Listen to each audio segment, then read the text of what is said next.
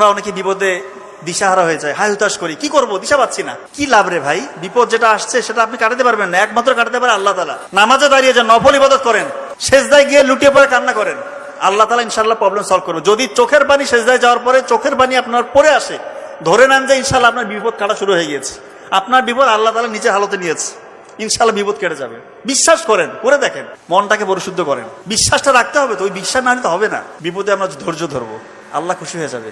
শুধু সমস্যার সমাধান করবে না, বহু গুণে বাড়িয়ে দিবে ইনশাআল্লাহ। অহংকার বশত কাউকে অবজ্ঞা করা যাবে না।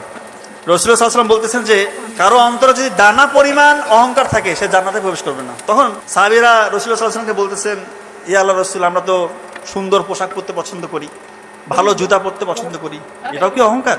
জবাবে রাসূলুল্লাহ সাল্লাল্লাহু আলাইহি ওয়াসাল্লাম বলতেছেন যে আল্লাহ তাআলা নিজে সৌন্দর্যকে পছন্দ করেন।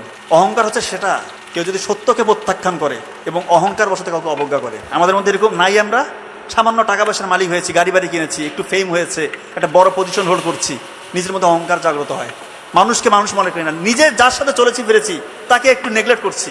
এরকম হয় না? একটা বৃদ্ধ মানুষ এসেছে হয়তো বাড়িতে একটু সাহায্যের জন্য, দূর করছি, যাত্রার সাথে খারাপ ব্যবহার।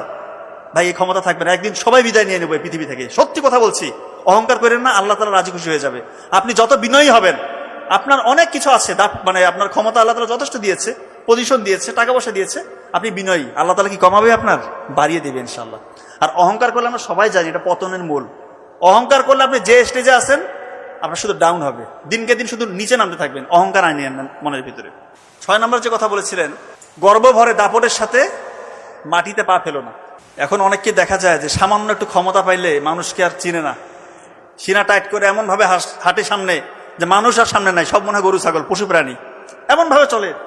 তাদের অত্যাচারে এলাকাবাসী অতিষ্ঠ হয়ে যায়, আছে না এরকম? আমরা তো হাসপাতালে ডিউটি করি, এরকম বহুত পাতি নেতা দেখছি, সামান্য একটু ডায়রিয়া, বমি আর পেট ব্যথা হইলে কাতরাইতে থাকে এসে। তখন মনে হয় যে এর মতো অসহায় দুর্বল মানুষ মনে হয় পৃথিবীতে একটা নাই, অথচ তার দাপটে চলা যায় না। আসলে এটাই সত্য, আল্লাহ তাআলা আমাদেরকে, মানুষকে অত্যন্ত দুর্বল